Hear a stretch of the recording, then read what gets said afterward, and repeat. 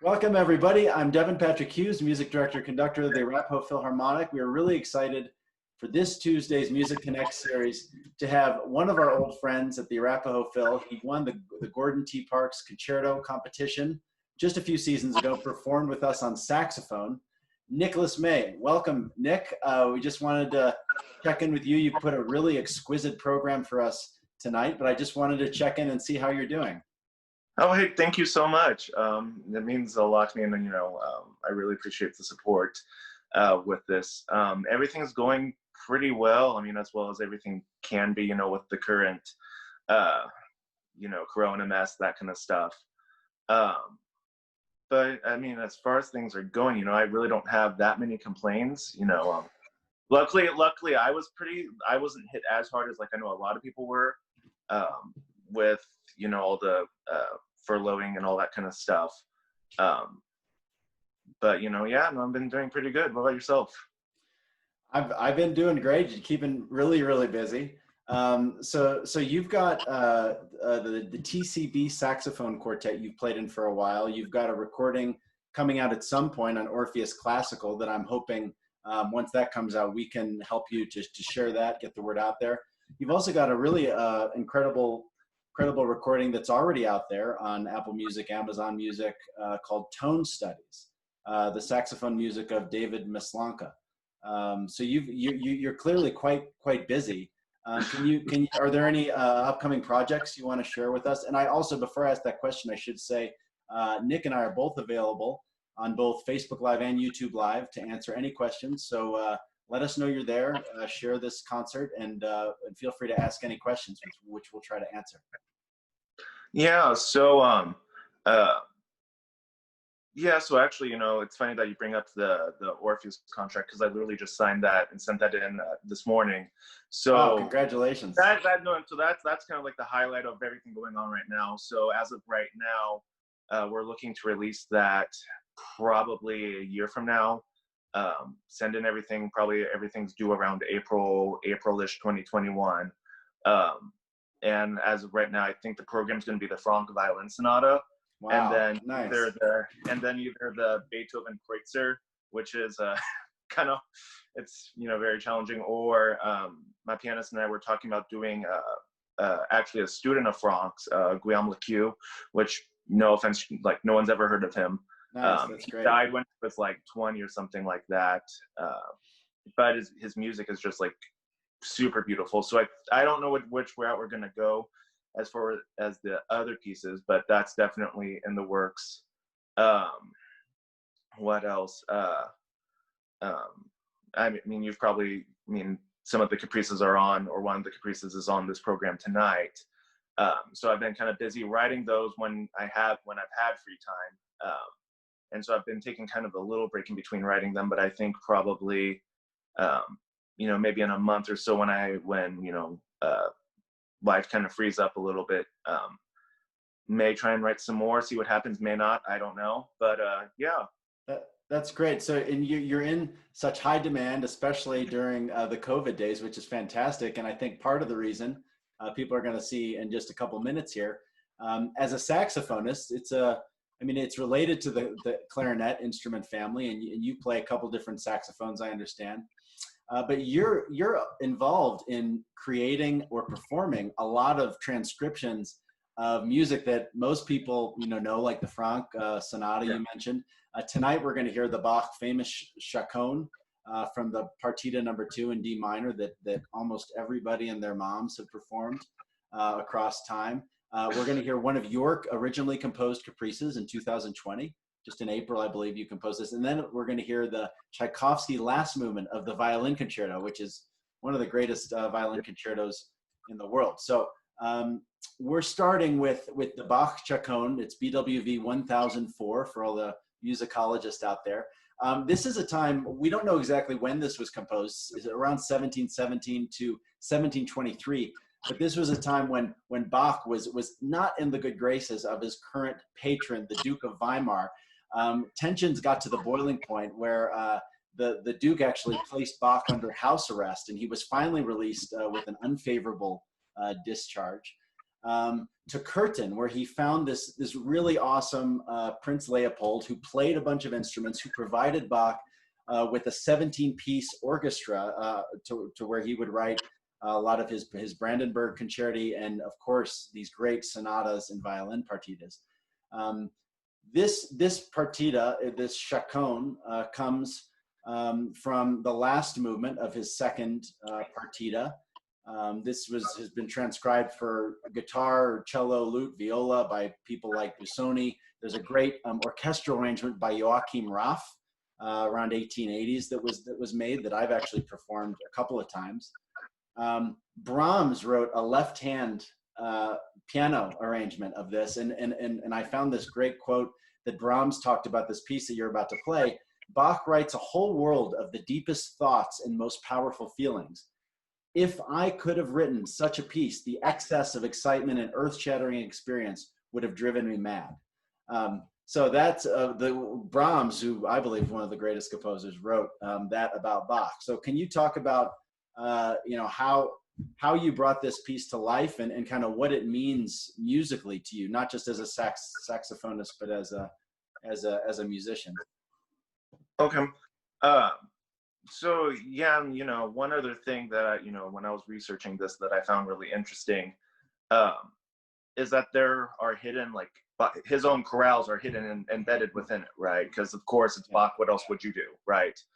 But one of the other things he encrypted in it is actually his first wife, Barbara Maria, who passed away, I believe, right before he wrote this or during. I don't remember the timeline, exactly.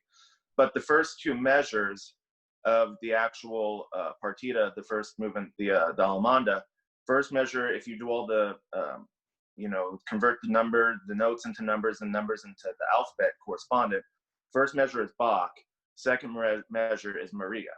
Okay. And so it just kind of shows that timelessness of, that kind of love. Obviously the chaconne is a little bit darker, very dark, almost morbidly depressing, right? But then, about halfway through, after you get through, each variation gets harder and harder and harder. Then, once you get literally almost to the halfway point, then, the sun kind of comes out, it smiles, and, we kind of reflect back on, metaphorically speaking, the happier times, or, happier parts of life, however you really want to consider that.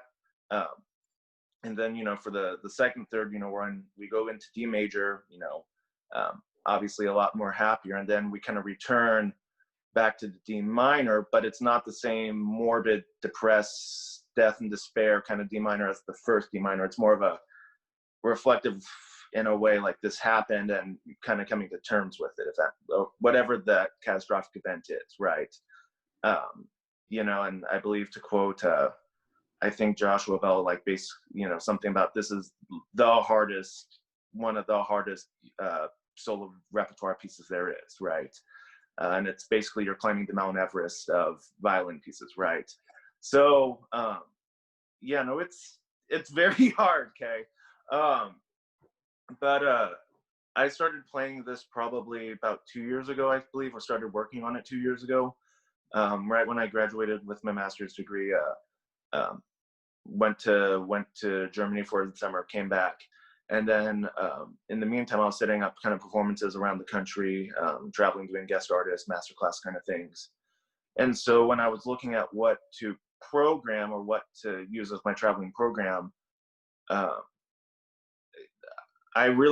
was hesitant to booking, heavier pieces, like Franck or something with piano, because if I'm traveling, all the way to, let's just say, New York one weekend, and then the weekend after that I'm in Oklahoma, Seattle, you name it. Finding a pianist in every city, that's going to be, that's a lot of work. And then that's also a lot of money that I also don't have, right? So I was kind of leaning towards an unaccompanied program regardless, just because of the ease of it, or the ease of putting it together, right? And so instead of doing, what probably most saxophonists or, most, I guess, wind instrumentalists would have done, and just picked, the unaccompanied greatest hits, the French saxophone's greatest unaccompanied works of, Eugene Boson Bonneau, right? I decided to go the route the other way and use Bach. One, because it's Bach, and it's Bach. It translates everywhere. Well, it doesn't translate everywhere. When it's done well, it translates everywhere. And it's both the music, like the higher academia musician can understand it and appreciate it, and also the layman, laywoman, just on the street, they understand it just as well, or they come at different angles from it. It's not some complex, modern, abstract, that kind of piece where, you have to kind of have an understanding of that to appreciate it. Anyone can actually kind of, from any, whatever their walk of life, can actually appreciate it. So that's kind of why I went that angle versus the alternate, just because it's more known by more people, more, just, you know what I mean? Yeah, well, you've certainly set the bar very high for yourself. Picking this music. Oh yeah. Yeah, Bach, when he wrote this, it was essentially deemed unplayable, and Bach was supposedly a violist. We don't know how much violin he actually played.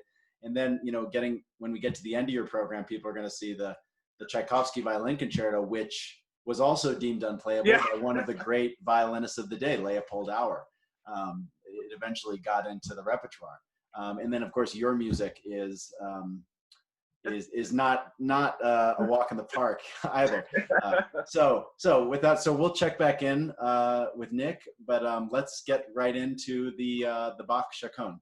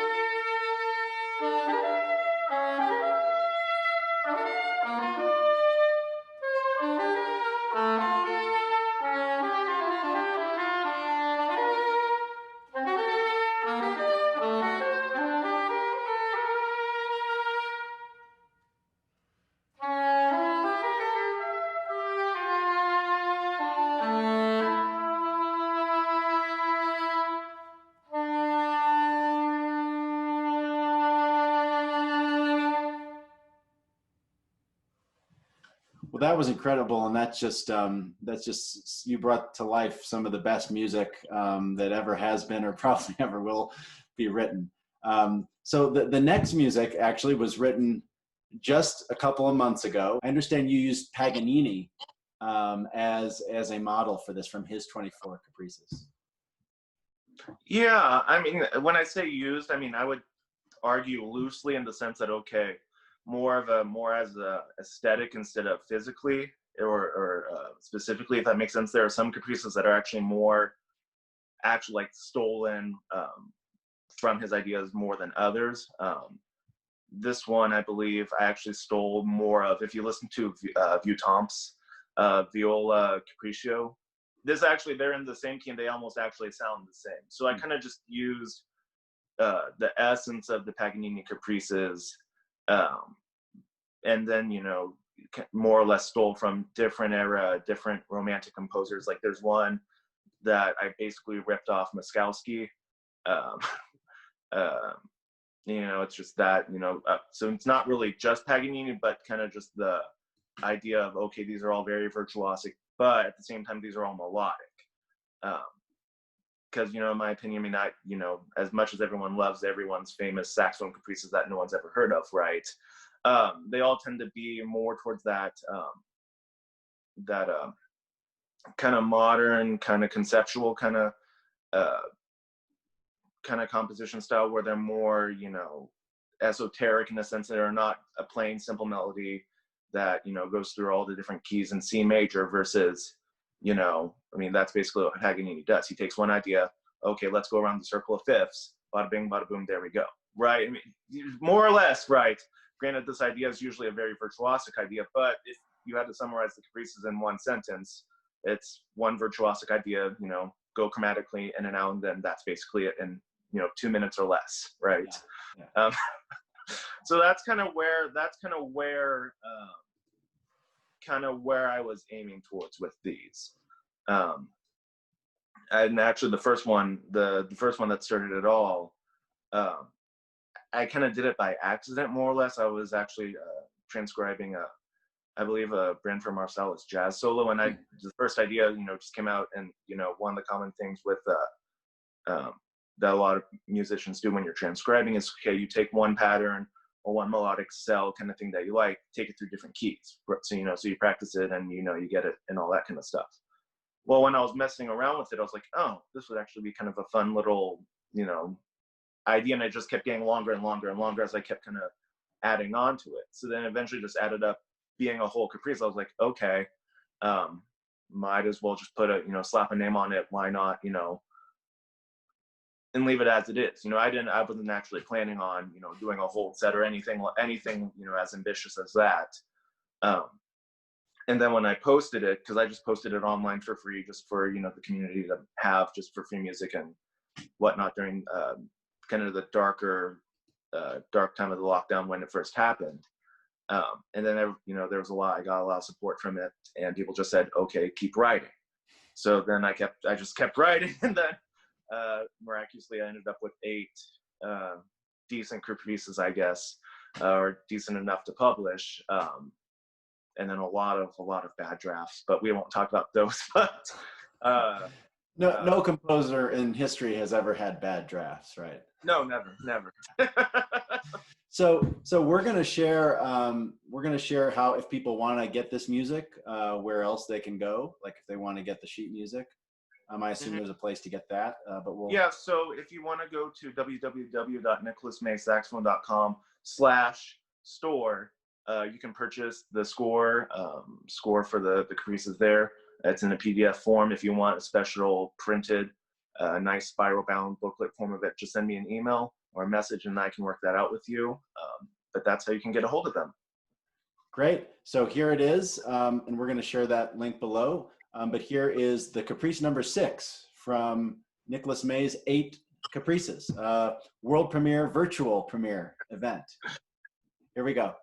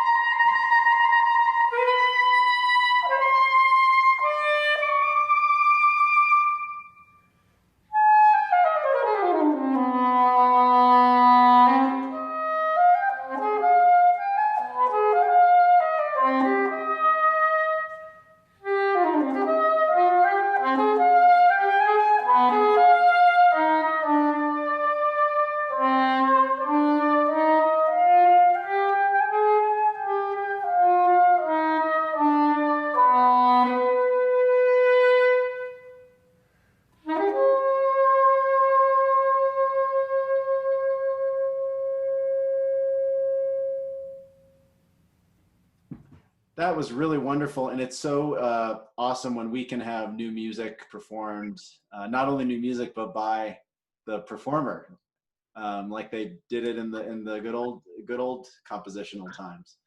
Yeah. So we do have a question about saxophone performance. Somebody is asking about the idea of circular breathing. So can you talk about that? Yeah, so one of the misconceptions about it that a lot of people kind of ask about is, okay, how are you breathing in and out at the same time, like physically? And it's really more the illusion of breathing in and out at the same time, not physically doing it, because anatomically speaking, that's actually impossible, right? So basically what you do is, when you're running out of air, or you're getting, for me, I usually do this when I'm about halfway to 3/4 left, when there's, almost out of air, right? What you do is you actually, as you're blowing, you puff your cheeks, which people say is bad, and I'm not going into that. I'm not going into saxophone pedagogy right now. But you basically puff your cheeks and store the air you need kind of in your cheeks like a squirrel, if that makes sense. And then what you have to do is you have to, I don't like this phrase, but you have to train your cheek muscles to be able to push the air out. And basically you close off the air coming out. So you're not breathing out, you're just pushing air out. And at the same time, you're inhaling. Okay. So it's, and to make things even worse or more complicated, sometimes you actually have to breathe out, which this is possible to breathe out while you're blowing and breathe out of your nose to get the carbon dioxide out. Otherwise, you will actually hyperventilate and you can pass out and actually die. Wow. So wow. So you're putting your life yeah. you're putting your life at risk to bring us this music today. Something like that. But I typically do that a lot because, I mean, as you've kind of been, you can probably tell, a lot of this, is either violin music or violin inspired by string music, right? And one of the things is, yes, when they're doing big, big chords, if you listen to recordings, there are split seconds in between, like, the triple, quadruple stops, right? So you can sneak in air there, but, like in the Bach CHACONNE, and like in the middle of the last Caprice, they don't stop.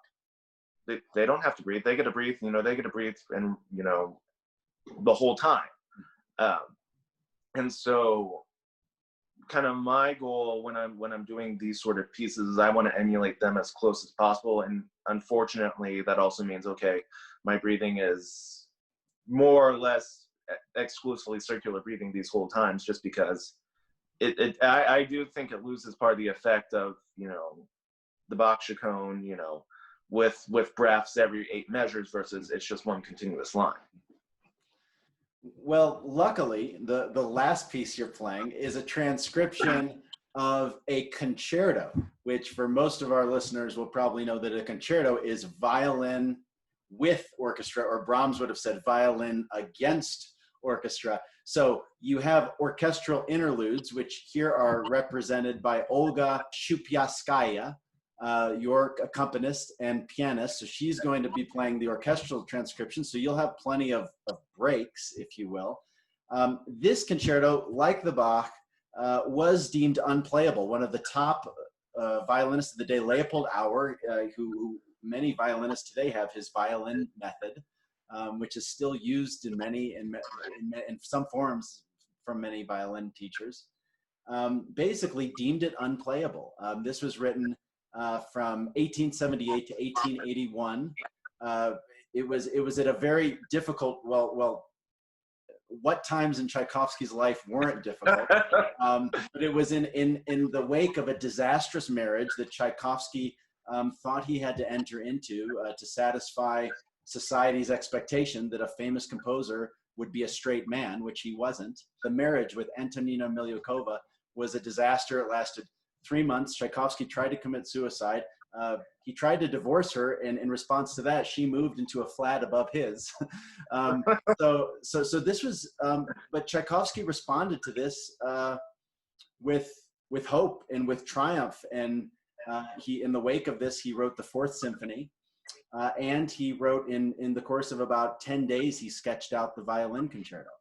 So Wow. you're going to be performing the last movement. The most famous music critic of the day, Edward Hanslick, he said of this concerto, there was music whose stink one can hear. The violin is no longer played. It's pulled about, torn, beaten black and blue. The last movement, he described this as sputtering about wretched Russian holidays with the smell and stench of vodka. So it's obviously history has proved him wrong. And this is one of the, I mean, I performed this piece as a conductor about 2 or 3 times. So can you talk about your experience bringing this such exciting music? And it's okay to have a little vodka sometimes in your music. Oh yeah, no, I think it's life. I mean, I think with Tchaikovsky, it's almost a prerequisite that, you know, before you go on, you have to almost take that vodka just to, you know, just get through the thing. Yeah. So any we're looking for our vodka sponsors right now. Yeah. Yeah. I mean, obviously, it's very difficult. I mean, I've been working on the whole concerto since probably December last year, and it's a different kind of difficult than Bach. This is a very technical, in your face, you know, like you said, kind of just bashing the instrument around type of difficult. But the nice thing is about the third movement is there's very little double stops, which makes it actually very easy to translate on you know, the soprano saxophone, because the 99% of all the notes fit within the range, except for the low G on the violin. The soprano saxophone only goes down to low A flat. But even then, you know, it works really well, surprisingly. And I would imagine just at that speed, it's impossible. How could you add double stops? Oh no, there's no way. There's, you know, you don't want to know the 4-letter words going through the head, you know, through, you know, it's just brutal. This is a family show. Be careful. But it's just brutal. But it's also beautiful at the same time. I mean, and it's, you know, it's the way I kind of view the last movement specifically is just, you know, it's a giant, you know, like the reviewer said, it's a giant raucous Russian dance, right? You have your more obviously energetic one that you've probably had, you know, after you've had the vodka. And then you have your little interludes with the more kind of slower folk theme, if you want to call it that, that comes back every time, you know, throughout the rondo. But it, you know, just kind of molds together, and it's, you know, this giant happy dance. Like I said, Nick and I are joining on Facebook Live, on YouTube Live. So if you have any last questions as we go into the Tchaikovsky, please feel free to let us know, and we'll try to answer them to the best of our ability.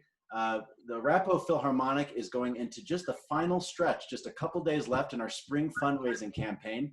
So any donation or way you can contribute to our campaign, please feel free to do so. The information is right below us. You can make a monthly donation or just a one-time donation, and all of that money will go to funding to put these incredible concerts on, and to continue to expand our education programs. And we're also starting live music performances again. Just this weekend, we had our Brass in the Parking Lot performance, where we had a drive up and you could listen to our incredible brass principals from the Arapahoe Philharmonic performing music, mostly a bunch of pop tunes and show tunes and jazz tunes. So we have one more coming up on Thursday night if you missed that. So without further ado, this is the final performance from Nicholas May on our MusicConnects for tonight. We're going into Tchaikovsky's Violin Concerto in D major, the final movement. So take it away, Nick.